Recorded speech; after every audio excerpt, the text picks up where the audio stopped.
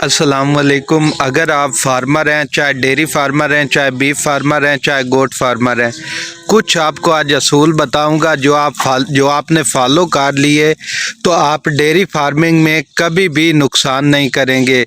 और अगर आप चाहते हैं कि आप चेक करें कि आपका डेयरी फार्म जो है वो नुकसान में आया अगर तो किस वजह से है, तो ये चार चीज़ें जो चंद चीज़ें हैं ये सुन लें। इंशाल्लाह आपको सारी वन टू ऑल चीज़ों का जो है वो आइडिया हो जाएगा। अच्छा, जो सबसे पहली चीज़ है ना, मैनेजमेंट अगर आपकी स्ट्रांग होगी ना तो आप कभी भी नुकसान नहीं करेंगे। मैनेजमेंट में क्या चीज़ आती है? मैनेजमेंट में ये है कि सबसे पहले जो है ना, आपने ब्रीडिंग को किस तरह मैनेज किया हुआ है। अगर आपके जानवर बच्चा देने के 120-130 दिन के अंदर अंदर 70% 80% जानवर जो है प्रेग्नेंट हो रहे हैं, यानी कि आप अपने जानवरों से साल में एक बच्चा ले रहे हैं, तो आप कभी भी नुकसान में नहीं जा सकते।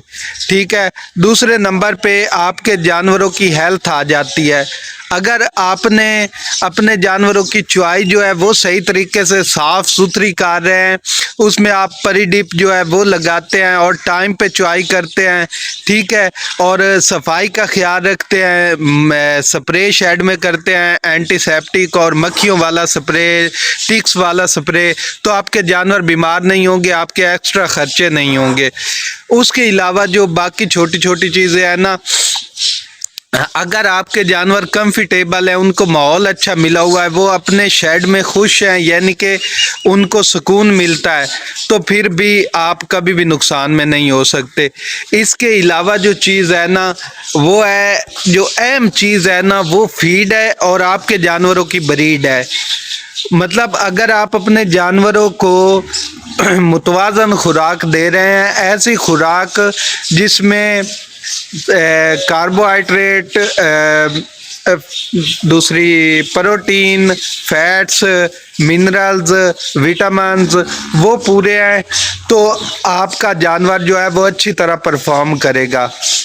यानी कि आपका जानवर प्रेग्नेंट भी जल्दी होगा और डिलीवरी में भी कोई मसला नहीं होगा।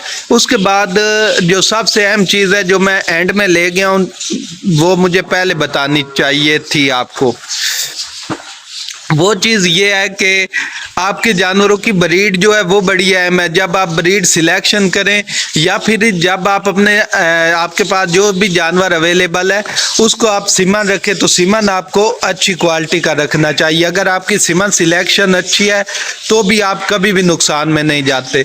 और अगली चीज़ जो अहम चीज़ है, सबसे अहम चीज़ है, वो है आपकी हीफर्स। अगर आपकी हीफर्स जो है वो चले 15 महीने की उम्र तक भी प्रेग्नेंट हो जाती है ना, तो आप कभी भी नुकसान में नहीं मतलब जा सकते। उसके लिए आपने अपनी हीफर को तैयार किस तरह करना है वो आपकी मैनेजमेंट में आता है। पहले 3 महीने का पीरियड है, उसमें मैंने बताया हुआ है अपने चैनल पे, वो आप जाके देख सकते हैं। और 3 से 6 महीने तक कैसे तैयार करना, और 6 महीने से 12 महीने तक। अगर आप अपनी हीफर का वेट जो है वो 375 केजी अचीव कर लेते हैं, तो वो, और हाइट जो है उसकी 52 इंच है तकरीबन, वो आप अगर अचीव कर लेते हैं तो आप इंसेमिनेट करें अपने जानवरों को।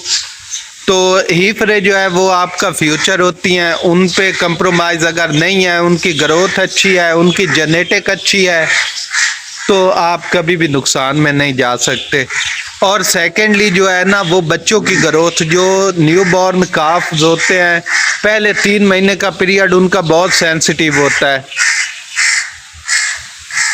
देखें, ये अब काफ्स हैं, इनको टोटल जो है वो ड्राई जा रहा है, मतलब ये रोड ग्रास की है, ये जा रही है और वंडा जा रहा है, ठीक है ना। तो होना तो ये चाहिए कि पहले 3 महीने बच्चों को ना सिर्फ काफ स्टार्टर, और 3 से 6 महीने तक बच्चों को ये है जो है रोड ग्रास की हो, अल्फा की हो, यानी लूसन की है हो ये, और जो बच्चों वाला वंडा है वो जाना चाहिए। और 6 महीने से आगे फिर आप बच्चे को कुछ भी खिलाएं तो वो चलता है। ये न्यू बॉर्न काफ्स है, तो ये अगर इनके आपके पास जो बच्चे हैं उनके पेट नहीं लटके हुए तो भी आपका फ्यूचर जो है अच्छा है। और सेकंड जो चीज़ है, अगर आपके शेड में लेमनेस नहीं है, आपने चुआई के बाद आप प्रॉपर अपने जानवरों को वो डिप करवाते हैं, उनके जो फीट हैं, जो उनके हूफ्स हैं, उनको प्रॉपर डिप करवाते हैं। और आपका जो शेड है ना, आपका जो शेड है ना, अगर उसमें कहीं पे वो कोई प्रॉपर बना हुआ है, कहीं पे कोई मिस्टेक नहीं हुई और कहीं पे पत्थर वगैरह नहीं पड़े हुए, कोई नोकीली चीज़ नहीं पड़ी हुई, तो भी आप जो है ना नुकसान की तरफ नहीं जा सकते। एक जानवर लेम होता है तो उसकी प्रोडक्शन भी कम होती है, उसकी बाकी मामलात जो हैं वो भी डिस्टर्ब होते हैं, दूध भी कम होता है। तो मैं इस अपने चैनल पे काफ़ी सारी इन्फॉर्मेशन देता रहता हूँ। आपके वीडियो देखने का शुक्रिया। मेरे चैनल को सब्सक्राइब कर लें और अगर फेसबुक पेज पे देख रहे हैं तो फॉलो कर लें। ये कुछ रैंडमली मैंने बातें की हैं, ये ताकि आप तक जो है ना वो इन्फॉर्मेशन पहुँच जाए। तो इसमें कोई तरतीब नहीं थी, लेकिन फिर भी मैंने कोशिश की है कि आप तक इन्फॉर्मेशन पहुँच जाए। अगली वीडियो तक मुझे इजाज़त दें। अल्लाह हाफिज़।